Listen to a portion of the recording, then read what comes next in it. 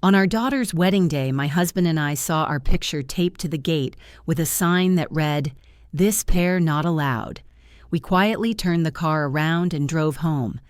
3 hours later, she realized her wedding had ended the exact moment we pulled back into our driveway. Hello, dear listeners. Welcome to Martha's Stories. I share new life stories here every day, and I'd really appreciate it if you hit subscribe and like my video. Drop a comment down below telling me where you're watching from and what time it is for you right now. I read every single comment, and it helps me to know I'm not alone in this. That morning I woke up not to the sound of my alarm clock, but to silence.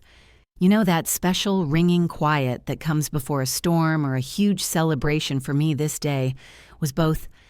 I lay there for a few minutes staring up at the ceiling of our faded brick apartment, mentally running through the checklist I'd kept in my head for the past 6 months. Not a shopping list. No, this was the score for the most complicated symphony, and I was the conductor even while remaining backstage. The feasance they were supposed to arrive at exactly 6 in the morning from a private farm in rural Virginia. I personally checked the quality of the birds and personally called the owner to remind him this was for my only daughter, the linen tablecloths, vintage cream, colored with delicate French hand embroidery. They were brought out of storage only because of my name. The florals, no tacky roses, just wild meadow flowers paired with rare orchids, exactly the way Camille wanted. Everything was measured to the millimeter, to the second, to the last breath. I got up and walked to the window. The city was just starting to stir, but I could already smell success. I had given 40 years of my life to the restaurant business. 40 years of feeding politicians, celebrities and billionaires, always remaining the strict woman in a black suit who made sure the soup didn't get cold and the glasses sparkled. And all those years I put away every single dime, denying myself vacations, a new winter coat, or home repairs, all for this one day, the day my Camille would become a princess, not like me. A workhorse who always smelled faintly of the kitchen, but a real lady. Earl was already up. He sat on the kitchen chair fully dressed, sipping tea. His old gray suit was impeccably pressed, and his white shirt was crisp. He looked solemn and a little scared. "Vivian," he asked quietly, without lifting his eyes from his mug, "are you sure we fit in the Vances? They're, well, blue bloods, even if they're broke." I walked over to my husband and placed my hand on his shoulder. I could feel his muscles tense. "Earl," I said, "stop it. We don't just fit in. We are the parents of the bride, and we paid for this entire reception, every single fork, every napkin there is, our sweat and our effort. The Vances are giving her a name, but we gave her life.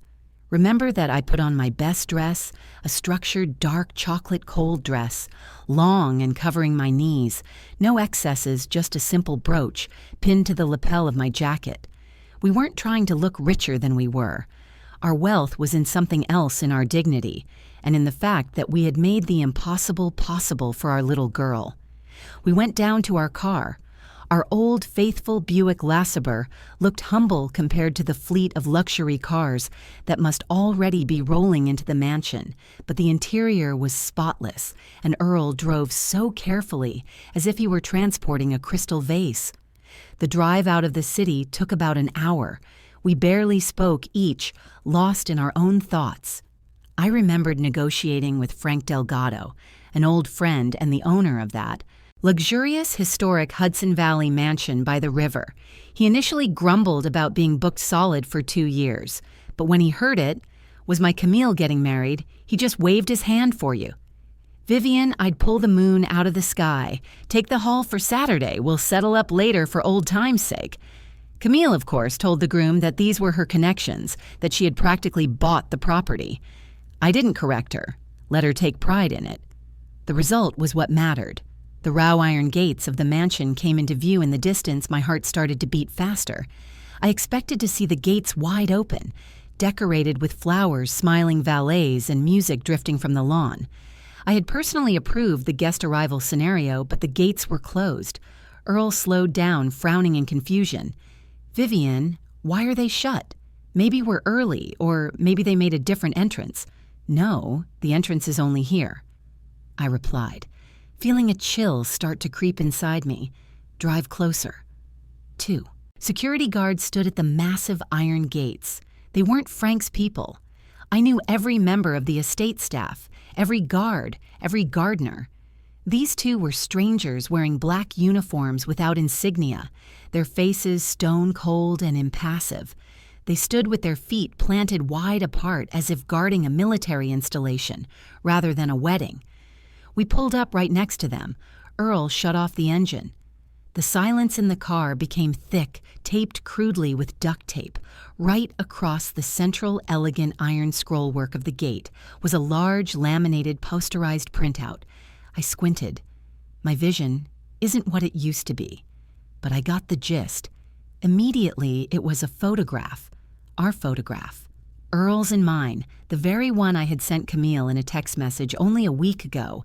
We were sitting on our porch, tired after weeding the garden, wearing simple t-shirts, laughing over mugs of iced tea.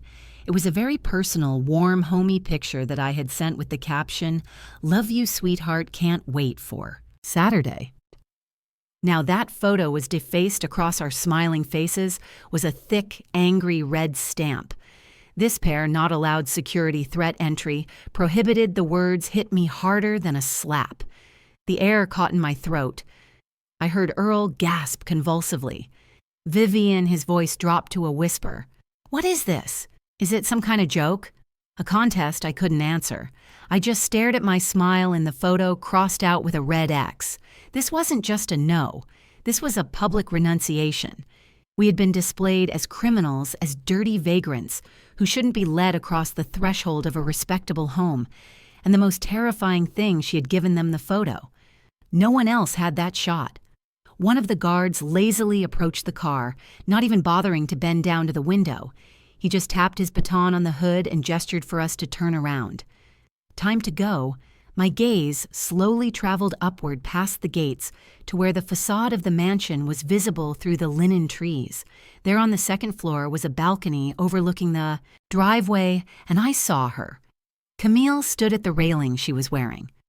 That dress, the one we had spent all our savings on for the last 5 years, the finest lace, 1,000 pearls, she looked magnificent.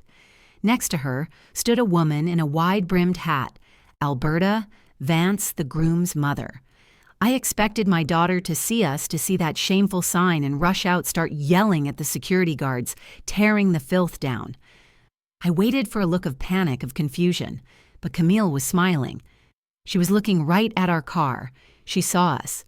She saw the sign, and there was not a trace of embarrassment on her face. On the contrary, it was a smile of relief. She said something to her mother-in-law, pointing at us with an elegant movement, and Alberta nodded approvingly, covering her mouth with a lace handkerchief to hide a giggle. And then my daughter, my Camille, for whom I'd stood over a stove for 40 years, raised a glass of champagne. She saluted us, or rather, she was toasting the fact that the problem of having common parents had been solved so efficiently to the fact that we wouldn't be an eyesore to her aristocratic guests with our cheap suits and plain faces. She took a sip and turned away, returning to the party we paid for. I didn't cry. Tears are just water. But in that second, everything in me froze, hardening into dry, sharp ice. It was a strange feeling, not pain, but a sudden absolute clarity. It was as if someone had wiped condensation from a window and the world outside wasn't festive and bright, but gray and sickeningly sharp. I put my hand on my husband's forearm beneath the thin fabric of his jacket. His muscles were vibrating with a small, wretched tremble. He looked at his daughters retreating back at the closing balcony doors, and his face aged right before my eyes. The wrinkles deepened as if carved by a knife. "Earl," I said softly. My voice was steady like the beat of a metronome. "Turn around." He blinked, tearing his gaze away from the mansion with effort. "Vivian, but what about maybe we should call someone, maybe it's a mistake?" "There is no mistake." I squeezed his arm a little harder, pulling him back to reality. "We weren't invited. We were put out. Let's go home." Earl inhaled, convulsively, shifted into drive, and our Buick Lasseter slowly traced an arc in the gravel before the closed gates. The guards didn't even look after us to them. We were just trash. That the wind had swept off the road, the drive back was agonizing. We traveled in complete silence. The radio was off. Earl stared straight ahead, gripping the steering wheel so tightly, his knuckles were white. I stared out the side window at the blurring trees and the sun-drenched fields, which now seemed fake to me, like the gilt on cheap jewelry one thought kept spinning in my head. This wasn't a spontaneous decision. The sign was laminated, the security guards were briefed. Camille had been planning this for weeks, maybe months, while I was choosing napkins, while Earl was counting out his retirement savings to pay for the orchestra. She already knew we wouldn't be there. We were only needed as a wallet to be discarded the moment it emptied. She wasn't just ashamed of us, she had unoiled us somewhere halfway back to the city. Earl suddenly choked back a sob, a single short, dry sound. "Why Viv?" he asked. Using the nickname he'd only called me when we were young, we did everything for her. Don't ask, I cut him off. Pity was dangerous right now. If I started pitying him or myself, I would shatter, and I needed to remain whole. I needed to act. I opened my handbag, my old worn leather bag at the bottom under a pack of tissues, and my glasses case lay an item I hadn't taken out in maybe 2 years. My little black book. It was a thick notebook bound in faux leather, swollen with tucked-in business cards and scribbled notes. My entire life was in it. 40 years of work, the phone numbers of the best caterers, restaurant owners, chefs, florists, and of course the maters. That book held more than just contacts. It held debts. People I had helped start their careers, people I had saved from being fired, people who knew that if Vivian Carmichael called the matter was serious. I flipped through the pages looking for the letter P. Paul. He was the head steward at the wedding. Right now, the senior floor manager overseeing every move the waiters made. 15 years ago, I had hired him, a college kid, to wash dishes in the Waldorf History's banquet hall. I taught him everything: how to unker wine without spilling a drop, how to calm a drunk guest, how to hold your back straight. Even when you're collapsing from exhaustion, he used to call me Mama Vivian. I dialed the number. The phone rang long and slow. I imagined the hustle and bustle at the mansion, the guests seating themselves, anticipating the first toast. "Hello." Vivian Carmichael. Paul's voice was breathless but cheerful. "Are you on your way? We're running a little behind with the seating chart. Alberta Vance caused a scene about the place cards, but I fixed it all. We're just waiting for you and Earl." I looked at the road we were entering, the city limits, the gray brick. Apartment complexes surrounded us, pulling us back into our familiar world. Paul listened to me carefully. I interrupted him. My tone was the same one I used to use when scolding him for dirty cuffs, icy and brooking. "No argument, we won't be coming." What, he was bewildered. "What do you mean? You won't come? Did something happen? Did the car break down? I'll send a driver right now." "No, Paul, listen and don't interrupt. The sponsor has left the project." Which sponsor? He didn't understand. He was still in party mode. I said harshly, "I am the sponsor of this banquet. I am the client. I am revoking my presence and my obligations." Silence hung in the receiver. I could hear the background sounds of the party, laughter glasses clinking, the distant sound of a violin. That world only existed because I paid for it. Vivian Carmichael. Paul's voice wavered. "I don't understand." He was a smart boy. He was starting to get it. "Do you remember Section 4.2 in our standard service contract, the one we drafted for corporate clients, client refusal of presence?" He muttered automatically. "Exactly in the event of the client's absence from the event. The service format changes." Paul switched the banquet to commercial mode, but Vivian Carmichael, there are 200 people. There's the caviar, the fia-cents, the wine alone. $8. Ordre Worth is already open. Starting this second, I enunciated every word, looking at my hands, resting calmly on my lap. Everything served on the tables must be paid for on the spot. The sponsor is gone. The open bar is over. Kitchen, stop. Alcohol, stop. Any order goes through the register, only they'll kill me. Paul whispered horror in his voice. "They won't kill you," I assured him. "You're just doing your job. Tell them the client's account has been frozen. And Paul, the wine from the special reserve, The cases I brought personally yesterday locked the cellar, put the key in your pocket.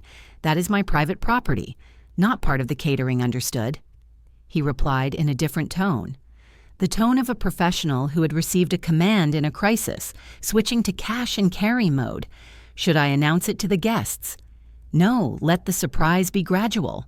Start with the servers. Have them. Stop circulating the appetizers. I pressed the end call button. The phone screen went dark. I put it back in my purse and snapped the clasp shut with a loud click. Earl looked at me. His eyes held fear mixed with admiration. "What did you do, Vivian? I just stopped being a mother." "Earl," I answered, staring ahead at the gray asphalt, "and I became who they think I am, a service provider, and service providers, as we know, only work for money." The phone in my bag didn't ring. Not yet. I knew it would take another 20 minutes before the wave from the stone I'd thrown into the water reached the shore. Meanwhile, at Frank Delgado's mansion, as I had predicted, a very different scene was unfolding. I didn't see it with my own eyes, but 40 years of experience allowed me to reconstruct the events with perfect timing. I knew the rhythm of a banquet. I knew how the room breathed. The guests had taken their seats at tables set up in the garden under the canopy of ancient trees. A pristine white tent shielded them from the sun. A light breeze stirred the edges of the tablecloths. The orchestra played something light and unobtrusive. Vivaldi, or Mozart. Camille was seated at the head table next to Julian. She was glowing. She felt like a queen who had successfully executed a palace coup. Her parents were gone. The embarrassment was eliminated. Around her were only her people, the high society folk she longed to be a part of. Alberta Vance, adjusting her massive necklace, must have tapped her fork against her glass, already demanding attention for the first toast. But something went wrong. The waiters. My boys and girls trained to automatic perfection should have been gliding silently between the tables, right now pouring champagne and offering canopies with caviar. But they were moving differently. Strange, jerky. They froze. Paul, having received my call, didn't waste any time. He crossed the floor with a brisk stride, issuing short commands into his earpiece on the fly. The senior servers nodded, their faces turning serious. The smiles vanished. Trays of appetizers that had already been lifted were lowered back onto the side tables. "Excuse me, ma'am," a young server said politely but firmly, pulling a bottle of expensive champagne right out from under the nose of Julian's portly uncle, who was reaching for it. Technical pause. The music abruptly stopped. The violinist lowered his bow, looking confusedly at the conductor, to whom someone had whispered something in the silence that followed. The clinking of cutlery sounded especially loud and out of place. Camille frowned. She looked around, searching for Paul. "Hey," she called out, snapping her fingers. "That gesture always irritated me. You snap your fingers for a dog, not a maitre. Why is the music silent? Where is the wine? Our guests have empty glasses." Paul approached the head table. He was immaculate in his tuxedo, but the Seville Camille was used to seeing was gone from his eyes. He looked at her the way you look at a customer whose credit card has just been declined. "Madam," he said dryly, "not Camille or Mrs. Vance, but a flat, impersonal madam. We've encountered a difficulty accessing the alcohol reserve." "What difficulties?" Alberta Vance cut in her nostrils, flaring in anger. "You can't open a bottle. It's crystal. We paid for it, I'm afraid not." Paul replied calmly, "The wine cellar and the premium alcohol are the private property of the event sponsor. As the sponsor is not on the premises and has not authorized the reserve to be opened, access is sealed. I have the key, but I am not authorized to use it without the owner's direct command." Camille turned pale. The patches of blush on her cheeks turned bright red. "What sponsor? What are you talking about?" "This is my wedding. I'm the hostess. Pour the wine immediately. Your wedding is unquestionable, madam." Paul agreed, a barely perceptible hint of irony in his voice. "But the service contract was not signed by you, and the premium items were not paid for by you." The crowd started whispering. Guests began looking at each other. Someone nervously chuckled Julian. The groom sat with his head hunched between his shoulders, fidgeting with his napkin. He looked like he wanted to disappear. "This is outrageous, Alberta," Vance shrieked. She stood up, knocking over her chair. "I will complain. I will ruin your company. We demand service. We are hungry after all. Where is the first course? Where are the fiancants?" Paul didn't even blink. He took a thin sheet of paper and a pen from the folder he held under his arm. "The kitchen is ready to continue working," he said, extending the sheet to the mother-in-law. "But due to the lack of payment confirmation from the main client, we have switched to a direct payment system, Alberta."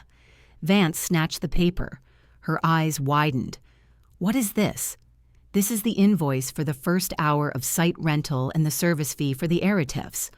Paul explained loudly so the nearest tables could hear, since the account holder has left the premises.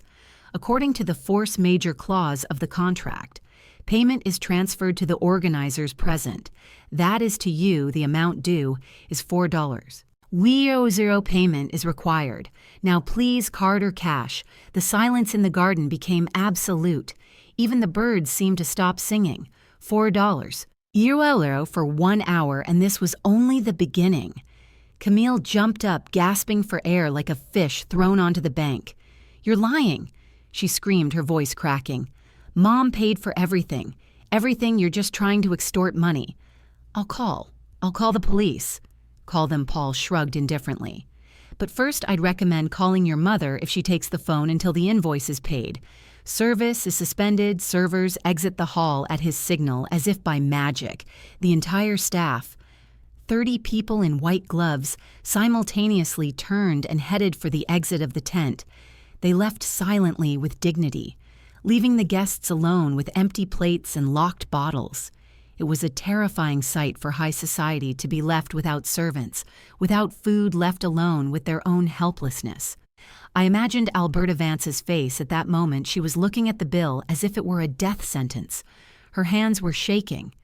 She glanced at her son Julian, seeking support, but he only lowered his head further in. Our car, which was just pulling up to our building. Earl suddenly broke the silence. "They're going to start calling now, Viv. What are we going to say?" I looked at my phone screen. The first call, daughter. The photo of a laughing Camille on the screensaver. "Nothing," I replied, swiping my finger across the screen and tapping. "Decline. We won't say anything. Today is our day off." I powered the phone completely down. The screen went dark, reflecting my calm, tired face. We were almost home, but I knew the real storm was still ahead. After all, I had only tugged on one thread, and I still held the entire spool in my hands. The key turned in the lock with a soft click, letting us back into the silence of our apartment. Here in the hallway, it smelled of old books and dried mint, the scent of our real life.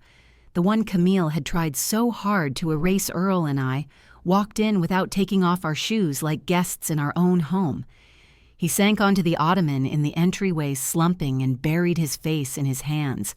His shoulders began to shake again, but this time silently. "Viv." His voice was muffled beneath his palms. Were we too cruel? Maybe we should have just left, and that was it. Left them. The food. There are people. There. Guests. I took off my jacket and carefully hung it on a hanger. My movements were slow, automatic. "Cruel," I repeated, walking into the kitchen and putting the kettle on the stove. "Earl Cruel is taping your parents' picture to a gate with security threat written over it. Cruel is being ashamed of your father's hands, which work 2 shifts to pay for tutors. We're just restoring balance." The kettle started to whistle. I took out 2 mugs, our favorites, the ones with tiny chips that Camille always suggested we throw out. But the mansion. Earl raised his eyes to me, full of confusion. Camille told everyone it was her doughy, that we bought it for her. I froze, the jar of tea leaves in my hands. There it was, the core of the lie. She said a lot of things. I said quietly. She told the Vances that we gave her the estate that the title was in her name. Earl's face went white. "Lord, if they find out, they'll find out. I tossed a pinch of tea into the pot right now, they will." I walked over to the landline phone hanging on the wall. My cell was off, but only one important person knew this number. Frank Delgado. I dialed his private number. The rings were short and sharp. Yeah. A familiar bass voice snapped into the receiver. Frank was not in a good mood. The news from Paul must have reached him already, Frank. It's Vivian. A pause hung on the other end. Then Frank's voice softened, but a hidden fury still boiled beneath it. Vivian, Paul called me. He told me. You shut down the banquet. He told me about the sign. Yes, I simply answered, damn it. Viv. The word was crude, but it carried so much sympathy that my eyes stung. I would have thrown them out myself if I'd known Vivian. You know, I thought it was your whim that you decided not to show up so you wouldn't embarrass them. I know, Frank, I don't blame you, but now listen to me go. Ahead, Camille told the Vances that the mansion is her property. My wedding gift. My mansion. A sound like a growl came through the phone. She said it was her house, my family's home. Yes, and right now they're there, convinced they're on their own land. Oh, that brat. Frank coughed in outrage. Vivian, do you know what that means? I do. I looked out the window at the gray courtyard. The rental contract was in my name. It includes a clause about the presence of an authorized representative. I am not there. Therefore, the contract is invalid. Frank finished for me. His voice was turning to steel. The insurance is void. Any damage, any injury, that's my personal liability, and I have 200 drunk clowns on the property. No. Vivian, this won't stand. This isn't a wedding anymore. This is criminal trespassing on private property. Do what you have to do, Frank. The protocol is the protocol. I'm coming out there. He barked shortly, and I'm bringing the dogs. He hung up. I slowly set the receiver back down on the cradle. At that moment, chaos reigned at Frank Delgado's estate. Guests abandoned by the servers were starting to rummage through the tables for food themselves. Alberta Vance, red with anger, was screaming at a terrified Julian, demanding he deal with these commoners. Camille was sobbing, smearing her mascara, trying to call anyone but the signal. Naturally was poor. The thick walls of the old mansion blocked the reception. Suddenly, the lights went out. It was instantaneous. The huge crystal chandeliers in the tent, the strings of lights wrapped around the trees, the powerful floodlights illuminating the mansion's facade. Everything went dark at once. The music, which was still playing from someone's portable speaker, choked darkness fell. Only the moon and the dim screens of cell phones lit up the fear-wisted faces of the guests. "What is happening?" shrieked some aunt in a feathered hat. "Are we in a cave?" Then the fountain stopped. The sound of water, which had created a pleasant background noise, vanished, replaced by an ominous silence in which only the heavy breathing of 200 people could be heard. And then they heard the barking, deep, guttural, rolling barks from two massive Dobermans out of the darkness of the park. Cutting through the gloom with a powerful flashlight beam walked Frank Delgado. He wasn't in a suit. He was wearing an old camouflage jacket and heavy boots on leashes. He held the two dogs, each the size of a small calf. The crowd recoiled. Women screamed. Men who had been pretending to be brave. A minute ago, backed away, knocking over chairs, Frank stopped in the center of the grounds, shining his flashlight beam onto the newlyweds' table. Camille squeezed her eyes shut against the bright light. "Who's in charge?" Frank roared his voice without a microphone cut through the noise of the crowd. Julian tried to stand, but his legs wouldn't hold him. Alberta Vance, shielding herself with her son, yelled, "What do you think you're doing? This is private property. We're calling the police. Get those dogs away." Frank smirked in the light of the flashlight. His smile looked chilling. "Private property?" he repeated mockingly. "That's right. This is my private property, and who are you?" "This is my daughter-in-law's home," Alberta declared, pointing a finger at Camille. "She's the owner." Frank moved the beam of light to Camille. She was huddled into a ball, shaking. "Is that right?" he asked gently, the way a python asks a rabbit. "Camille, sweetheart, tell them whose house this is." Camille was silent. She couldn't squeeze out a word. "Speak!" Frank yelled, and the dogs backed him up with a growl. It's a rental," she whispered, barely audible. Louder. Frank demanded, "It's a rental," she screamed, breaking into hysterics. "We're just renting it. It's not my house." The crowd gasped. Alberta Vance froze her mouth open. She slowly turned to her daughter-in-law. "What?" she hissed. You lied this whole time. The rental contract is terminated," Frank announced, not giving them time to react, due to a gross violation of terms and the absence of the contact person. "You have 30 minutes to get off my property. In 30 minutes, I'm letting the dogs off the leash. Time starts now." He ostentatiously checked his watch. The panic that gripped the guests was indescribable.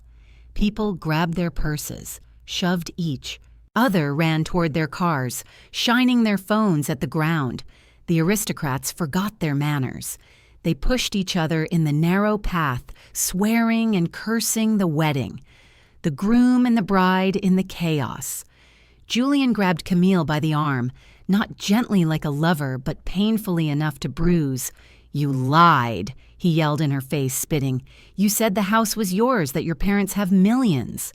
I wanted it to be better," Camille cried. "I thought Mom would pay. She always pays."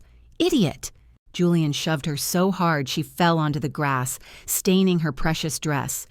"We can't pay. Don't you get it? We don't have any money, not a single penny. We are broke." Camille looked up at him with tear-filled eyes. "Broke?" But Mama Alberta talked about a French estate about stocks. Julian laughed hysterically, glancing at the fleeing guests. "The estate sold 5 years ago. The stock's worthless. We owe the bank so much you couldn't pay it off in your lifetime. We only married you for your parents' money. We thought they would save us." The words hung in the air, heavy as a tombstone. Camille sat on the ground in the dirt in the dark under the barking of the dogs and looked at the man she had called her husband. Half an hour ago, her fairy tale didn't just end. It turned into a horror movie, and the most terrifying thing was that there was no one coming to save her. Mom wouldn't come. Mom had turned off her phone. Julian's words still rang in the air, mixing with Frank's dogs barking. "We only married you for your parents' money."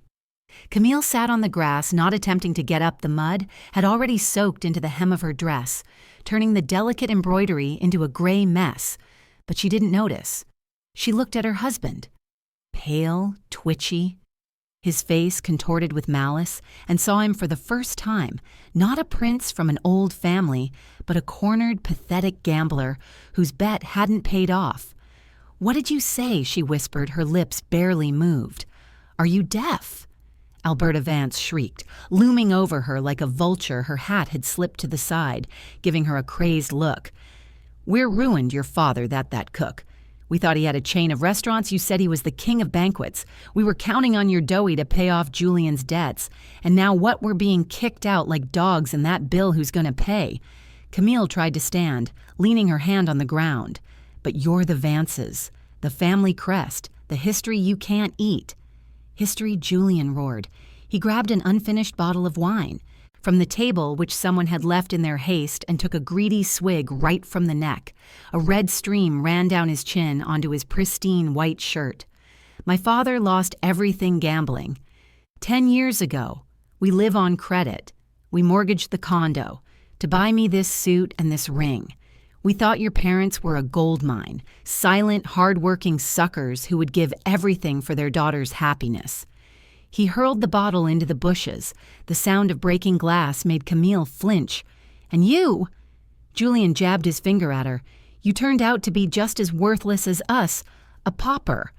A liar, my mansion. My catering." Almost no one was left around them. The last guests, stumbling in the darkness, were running toward the gates where their cars were creating a gigantic traffic jam. No one wanted to witness the shame. No one wanted to pay the bills. The fairy tale of the rich heiress and the noble aristocrat had burst, splattering mud on everyone nearby. Frank Delgado stood slightly apart, arms crossed. The dogs at his feet had quieted, sensing that the threat had passed. Only human rot remained. He didn't intervene. He gave them time to destroy each other.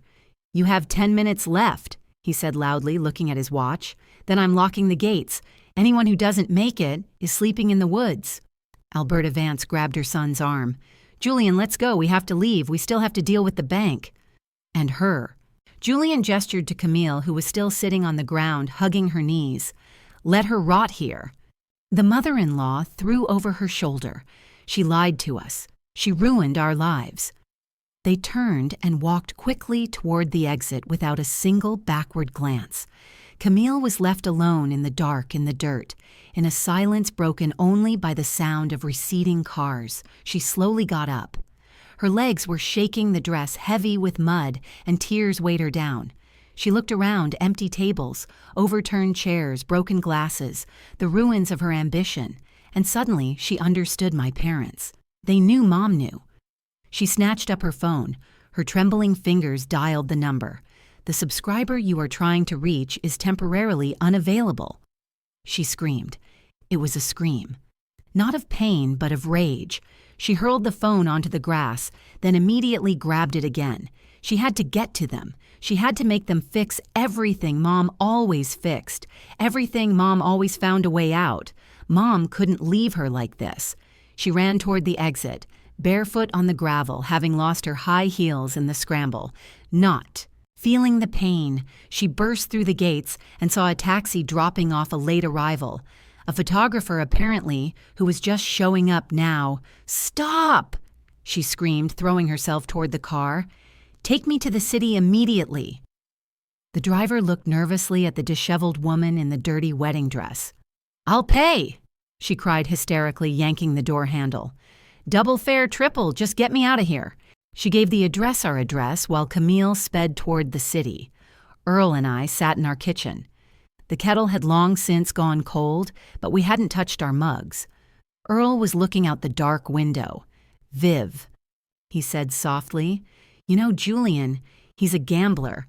I overheard his father mention debts at the engagement party, but I thought business is business. Credit is credit." I nodded, I heard it too. But I didn't just hear it. "Earl, I checked." He looked at me in surprise. "You checked?"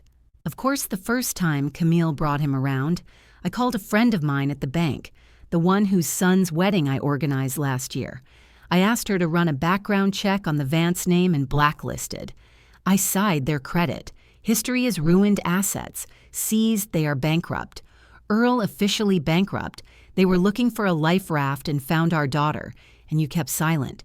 There was not resentment in my husband's voice, but astonishment at my composure. I tried to tell her, "Remember a month ago when I brought up the prenuptial agreement about checking their assets?" Earl looked down. She said you were meddling, that you were jealous of her happiness and the nobility of her fiancé exactly. She didn't want to hear it. She was blinded by the luster of their name and her fantasies. If I had shown her the documents, she would have accused me of forging them. She had to see it herself, see them eat each other alive. Earl concluded, "Yes, it's a cruel lesson, but it's the only one she'll ever learn." The doorbell rang. The sound was sharp, demanding prolonged. Someone was leaning on the button and not letting go. We exchanged glances. "It started," I said. Getting up from the chair, I smoothed down my house dress, ran a hand through my hair. I was ready. "I'll get it, Earl." Also stood, but I stopped him with a gesture. "No, sit. This is my conversation." I approached the door. I could see Camille's distorted face through the peephole. She was alone. Julian and his mother must have fallen behind or gone somewhere else to lick their wounds, but I knew they would come too. Greed would bring them here. I didn't open the door right away. I put the security chain on first, then turned the lock. The door opened 5 in. "Mom!" Camille shoved her shoulder into the gap, trying to widen the space, but the chain tautened with a clang of steel. "Mom, open up, let me in." She looked awful. Mascara ran down her cheeks in black streaks. Her hair was matted. Her dress was torn. But there was no remorse in her eyes. There was only fear and entitlement. "Mom, do you know what happened out there?" she screamed. Seeing my calm face in the doorway, Frank let the dogs loose. The guests ran off Julian. "Julian dumped me. They're bankrupt. Mom, they're poor, I know." I replied calmly. Camille froze. She stopped pushing on the door and stared at me through the gap. You knew, yes, and you let it happen. Hysteria flared in her voice again. "You knew and stayed silent. You ruined my life on purpose. I didn't ruin your life. Camille, I simply stopped paying for your illusions." At that moment, the elevator noise sounded in the hallway. The door slid open and Julian and Alberta Vance rushed out. They looked no better than Camille, disheveled and out of breath. They had apparently decided they had nothing to lose and had come to demand compensation. "There they are," Alberta shrieked, seeing me in the doorway. "The fraudsters, open up. We demand an explanation. We demand our money. You humiliated us." Julian rushed to the door and tried to yank the handle, but the chain held firm. "You owe us," he screamed. "You promised a dowry. Where is the money? Where is the mansion? We'll sue you for fraud." I looked at this circus of freaks, my daughter, my son-in-law, his mother. 3 greedy mouths that had been ready to tear each other's throats out now, united against a common enemy. "Leave," I said quietly, but loud enough for them to fall silent. "There is nothing here for you. We won't leave." Camille squealed. "Mom, let me come home. I feel sick. I'm pregnant." Silence fell in the hallway. Julian froze with his mouth open. Alberta squinted. Pregnant Earl whispered, coming up behind me and placing his hand on my shoulder. "Is it true? Yes." Camille nodded frantically, grasping at the last straw. "Yes, Dad. You're going to have a grandson. You can't kick your pregnant daughter into the street, Julian, tell them." Julian instantly reoriented, nodded yes. "Yes, it's the heir. You are obligated to secure his future. Stress is dangerous for the baby." Open the door. Now I looked at my daughter in her eyes. Was the hope that this lie would work, that the sacred word grandson would melt our hearts and we would open our wallets again? I gave a sad smile. "Wait here," I said, and closed the door in their faces. "Vivian." "What are you doing?" Earl whispered. "Is she telling the truth?" "No, Earl." I walked into the room to my desk. "She's not pregnant, and I'll prove it to them right now." I opened the document drawer on top, lay an envelope from a private clinic. It had arrived 3 days ago at our address. Because Camille was still officially registered here and had used this address for correspondence on her form. She'd simply forgotten to pick it up in the scramble of wedding preparations. I took the envelope, returned to the door, and opened it again on the chain. The trio was still there, awaiting their triumph. "Here." I pushed the envelope through the gap. Read, "This, sweetheart, it came for you on Tuesday." Camille snatched the envelope and tore it open. Her eyes scanned the lines. Her face turned ashen. "What does it say?" Alberta asked impatiently. Snatching the paper from her daughter-in-law's hands, she read aloud with emphasis. "Dear Camille, a reminder of your required follow-up appointment regarding the installation of a long-term contraceptive. Implant. Effective period, 3 years installation. Date. 1 month ago." Alberta slowly raised her eyes to Camille. "An implant, a month ago." Julian backed away from his wife as if she were infected. You got an IUD, but we were trying. You said you wanted children. It's a mistake," Camille stammered. But the lie was written across her face in enormous letters. "There is no mistake," I said. From behind the door, "You are not pregnant, Camille, and you never planned to be. You just wanted to secure your position in their family and stall for time. You little tramp." Alberta roared and swung her purse at Camille. I slammed the door shut, cutting off their screams. The lock clicked. This time, it clicked, shut forever. The screams outside the door didn't stop, but now the tone had changed. If before it was a unified chorus of demands directed at us, now the chorus disintegrated into a high-pitched solo of mutual accusations. I could hear Alberta cursing the barren liar Julian, whining something about lost time, and Camille choking on her tears, trying to justify herself. But her voice was drowning in their hatred. I leaned my back against the cool metal door and closed my eyes. Earl stood beside me, pale. His fists clenched an implant. He whispered, shaking his head. "She even lied to us. About grandchildren. Viv, remember last week when she was choosing names. If it's a boy, we'll name him after Grandpa. It was part of the performance, Earl, so we wouldn't shut off the money supply before the wedding. Suddenly, something heavy hit the door. A kick probably open up. Julian roared, his voice cracked. We're not done. You think you got rid of us with a piece of paper? You owe us compensation for moral damage for fraud. Yes, Alberta chimed in. We'll sue. We'll take everything you own. The apartment, the summer cottage, everything you're scammers. You gave us a defective product. I opened my eyes. There was no fear inside me, only fatigue and the desire to put down the final period. They wouldn't leave until they were convinced there was nothing left to take. They were like jackals. As long as they saw a scrap of meat, they would gnaw. I needed to show them the bone was clean. Step back, Earl, I said, unhooking the chain. You're going to let them in? He asked, frightened. No, I'm going out to them. I flung the door wide open. They froze Julian with his leg raised for a kick, Alberta's face distorted with malice. Camille smearing mascara on her cheeks. Seeing my calm confidence, they were momentarily stunned. I stood on the threshold of my home in my simple house dress, yet I felt like I was in control. You want money? I asked softly. We want justice, Alberta shrieked, trying to squeeze past me into the apartment, but I blocked her path with my hand. The gesture was light, but authoritative. Stop, I said. You won't enter this apartment again, ever the conversation will be here.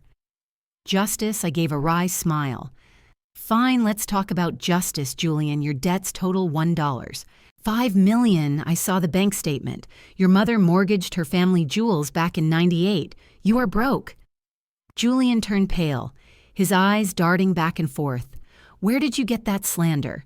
They are facts, and now about my wealth, which you were counting on, you demanded a doughy. I continued unrolling the paper. Camille told you there was a large sum in her account, a nest egg we'd saved all our lives. Yes, Camille screamed, raising her tear-stained face. You promised. You said you would transfer the money on the wedding day. Where is it if you transfer it now? Julian will forgive me. We can start over. She looked at me with such pitiful hope that it almost physically hurt. She was ready to buy that scoundrel's love. With our money, the money was there. I nodded. $50,000, everything your father and I saved, over 40 years denying ourselves, everything the sale of your grandmother's condo, my pension savings, my side jobs, everything was ready for the transfer. The transaction was scheduled for today for exactly 12 hour noon. Julian's eyes lit up with avarice. Then transfer it. What are you waiting for? It's our money, the family capital. It was there. I repeated, emphasizing the past tense. The key word is was. I held out the receipt to them. Look at the time. I said 4:30 p.m., exactly half an hour after we drove away from your wedding gates. Julian snatched the receipt, Alberta, and Camille clustered around him. Hospice Aid Charity Fund, Julian read in a trembling voice. Amount $50,000 status, executed. A deathly silence hung in the air. You could hear the light humming in the hallway lamp. What is this? Alberta whispered, not believing her eyes. You gave the money to a hospice. Yes, I answered, an anonymous donation. Non-refundable. The money is already gone from the account. We don't have it, and neither do you. You're insane, Julian screamed, crumpling the receipt and throwing it on the floor. You old lunatic, you burned $50,000 just like that? Not just like that. I looked him straight in the eye. I bought my freedom and my husband's freedom with it. We are no longer the cash cows for your greed. Camille slid down the wall onto the dirty communal floor. She understood now. She understood completely. The money was gone. The mansion was gone. The doughy was gone. All that remained were her husband's debts, her mother-in-law's hatred, and the closed door of her parents' home. Mom, she moaned, why? For the portrait on the gate, daughter, I answered. For being ashamed of us, for lying, for wanting to use us and throw us away. We just beat you to it. We threw away that baggage first. But what about us? Alberta wailed. We can't pay for a taxi. We have nowhere to go. The apartment is sealed by the bank. Those are your problems, I said. Your aristocrats figure something out, maybe sell your titles. Oh, right, they're worthless. I took a step back into the apartment. "Goodbye," I said. Julian lunged for the door, trying to get his foot in the gap, but Earl, my quiet calm. Earl suddenly stepped forward. In his hand was a heavy cast-iron skillet, which he must have grabbed from the kitchen. He didn't raise it. He just held it as a weighty argument. "Move your foot," he said quietly, but Julian jumped back as if scalded. I closed the door and turned the lock twice. I secured the chain. We stood in the entryway, listening as a new wave of hysteria rose outside the door, but now it was far away in another world, a world to which we no longer belonged. Our peace was broken, not by their screaming, but by the wail of a siren. It drifted up from the street, cutting through the double-paned windows, and a minute later, there was another knock on the door. This was a different knock, official. Confident, heavy police open up. Earl flinched and looked at me anxiously. I just nodded reassuringly. I had expected this. Our neighbors are vigilant, and the performance in the hallway was too loud, even for a Saturday night. I opened the door. 2 police officers stood on the threshold. Young guys in uniform, tired and clearly annoyed by the call. Behind them, pressed against the wall, stood our guests. Julian looked like he'd just been in a brawl, Alberta. Vance tried to maintain the remnants of grandeur, adjusting her crooked hat, and Camille just sat on the steps, covering her face with her hands. "Miss Carmichael?" the senior sergeant asked, looking at his tablet. "We got a call about a breach of the peace, neighbors complaining about screaming and threats." "Yes, this is my apartment," I answered calmly, "and these people—" I nodded at the huddled trio. "Were trying to force their way into my home against my will. They threatened violence and tried to extort money." "That's a lie," Alberta shrieked, stepping forward. "We're family. They're my daughter-in-law's parents. They stole our property.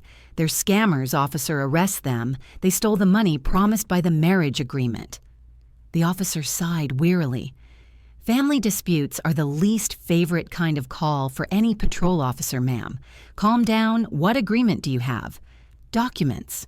"A verbal agreement." Alberta stated, "They promised a doughy $50,000 and now they say they gave it to some fund. It's theft." The sergeant looked at me. Sympathy was visible in his eyes. He must have already noticed the contrast between the calm elderly couple in the doorway and the hysterical woman in the hat. "Do you have any claims against these people?" he asked me. "I only have one request, officer." I said, "Remove them from my apartment building. They are not registered here. They are not invited, and they are disturbing my peace and frightening my neighbors. But she's my daughter," Camille cried, lifting her head. "Mom, how can you, ma'am?" The officer addressed Camille. "Are you registered at this address?" Camille hesitated. "No. I moved out last week before the wedding to register at my husband's place." "Then you have no right to be here." The sergeant cut in. "All right, folks, time to go take your $50. You are our arguments to court, but don't make a scene here. We're not going anywhere. Julian's insisted we have nowhere to go. You'll go to the station if you don't clear the premises right now." The officer's voice hardened. He placed his hand on his nightstick section. 20.1 of the Penal Code, disorderly conduct, will file charges, Alberta. Vance gave me a look filled with such venomous hatred that the air around her seemed to turn green. "You will regret this," she hissed. "You will die alone and no one will bring you a glass of water." "I'd rather die of thirst than drink from hands that hate me," I replied. The officers began escorting them toward the elevator. Julian still tried to yell something about lawyers. Camille sobbed out loud, clinging to the railing, but force was not on their side. The elevator doors closed, cutting off their cries. The building fell silent again. The sergeant lingered for a second. "Sorry for the disturbance," he said, touching the brim of his cap. "If they come back, call us immediately. We'll send a unit." "Thank you, son." I smiled. I closed the door this time.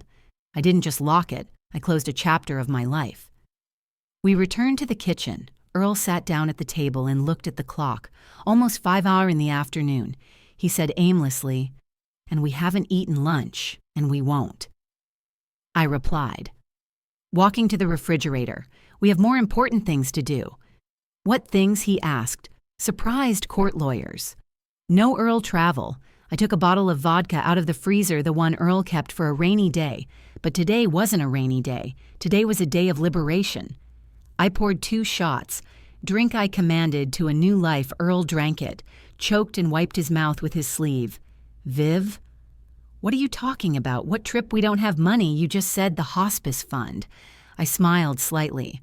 I walked over to the desk where the folder with the wedding documents lay, the one I had shown Julian, but not completely. I hadn't lied to them. Earl, the $50. Erizio really did go to the fund that was our burial, money, our safety net, the one they wanted so badly. But I hadn't told them about something else. I pulled another sheet of paper from the folder. It was a bill of sale. What is this? Earl put on his glasses. Remember the garage, the brick one, downtown.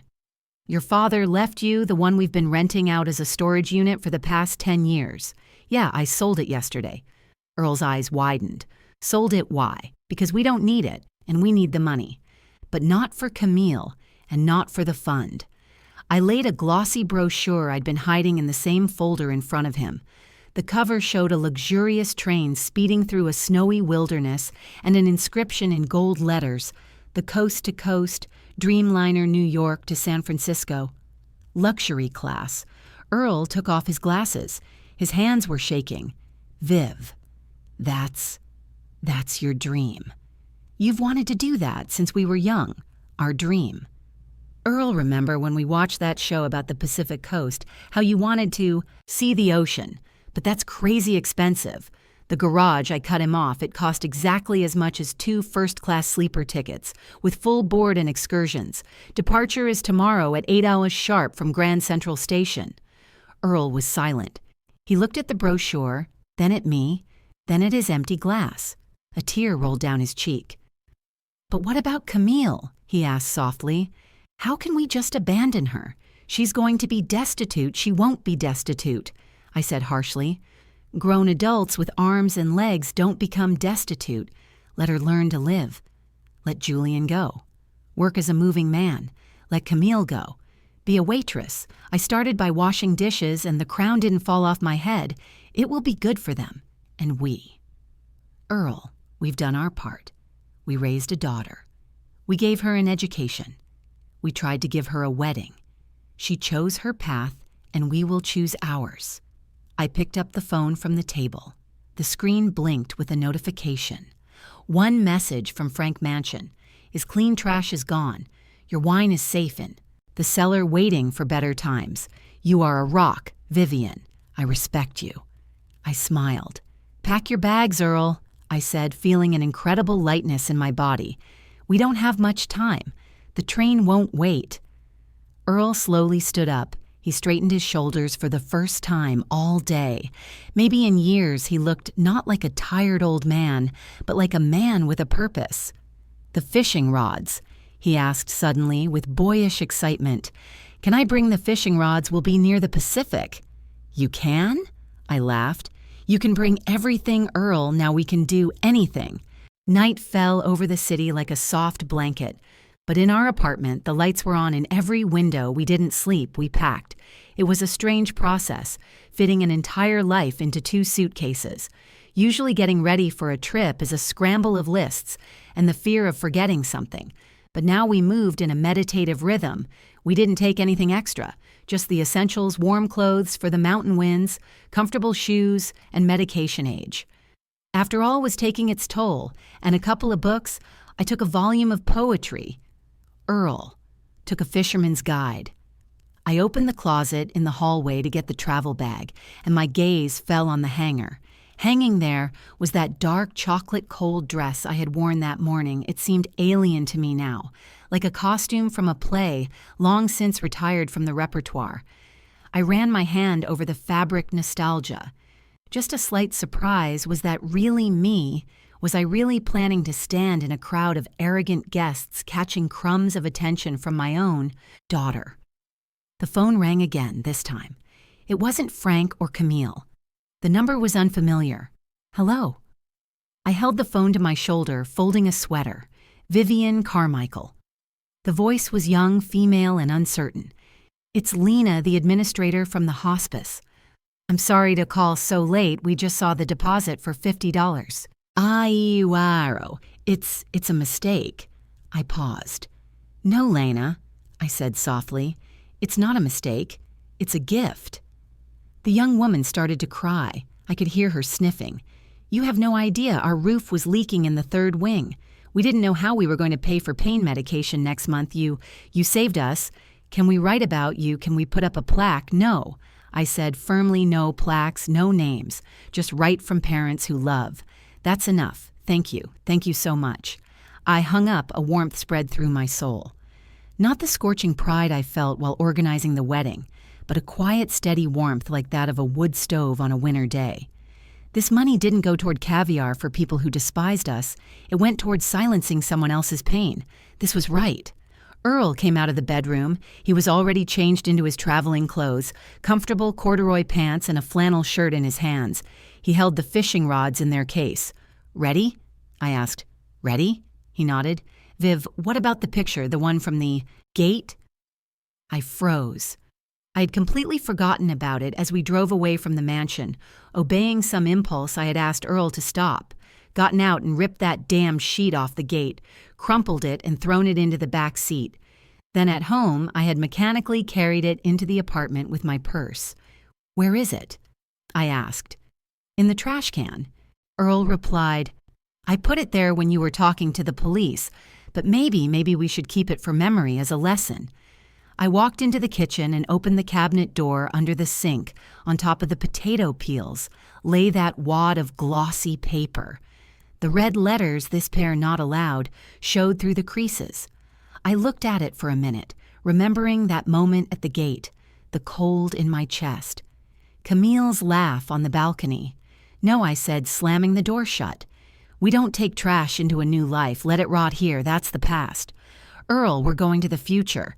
We left the apartment at 5 mu in the morning. The city was empty and clean. A taxi was already waiting outside the building. The driver, an elderly man, with kind eyes, silently loaded our suitcases as we pulled away. I didn't look back at the windows. I knew it was dark there. I knew the apartment keys were with the concierge, along with a note for the realtor. Rent out, long-term transfer the money to the card. We wouldn't be coming back here. Soon, maybe never, the station greeted us with the smell of coffee and diesel, the scent of travel. Our train, huge and gleaming, stood on track 1. The conductor in her starched uniform smiled as she checked our tickets. Carmichael's, welcome aboard, your cabin is ready. Tea or coffee right away. Tea, Earl said, with lemon and in a proper glass holder, please, the real thing. We stepped into the compartment. It was luxurious. Velvet seats, a carpet runner, a small table with a lamp under a green shade. Outside the window, dawn was breaking. The train pulled out gently, almost imperceptibly. The platform slid backward. Kiosks, people rushing for commuter trains. The gray bulk of New York City floated past. I took out my phone. The final act, I opened my contacts. Camille, Julian, Alberta. I selected all of them, pressed block, then went into settings and chose change number. I had removed the old SIM card in the taxi and thrown it into the trash bin at the station entrance. A new card bought yesterday was already in the slot. No one would find us. No one would call asking for money. No one would accuse us of being cold-hearted. We had disappeared. Earl sat across from me, looking out the window. The train picked up speed. The city ended, giving way to forests and fields. Viv, he said, not turning his head. You know, we're free. Yes, Earl. And you know what? I regret. He turned to me. There were tears in his eyes, but his face was lit up with a smile. What that? We didn't see that sign. 10 years earlier, I laughed easily, brightly, like I did when I was young. Better late than never. Pour the tea. Old man San Francisco is waiting. The train sped west, carrying us away from fake weddings, ungrateful children and debts we didn't owe ahead. Were thousands of miles of forests, great rivers, mountains, and the Pacific Ocean ahead was the life we deserved. And this time, there was a completely different sign hanging on the gates of that life. Welcome entry, only for the happy. That's the story, my dear listeners. A story about how a parent's love is boundless, but even it has a limit of self-respect, and sometimes to find happiness, you just have to close the door to the past and get on a train headed for a dream. Thank you for being with me and listening to the end. If this story touched you, please support the channel, subscribe, like, and write in the comments how you would have acted if you were Vivian and Earl. Could you have forgiven a daughter like that? I'm very interested in your opinion, and if you want to hear another true life story full of unexpected twists, click the button that just appeared on your screen.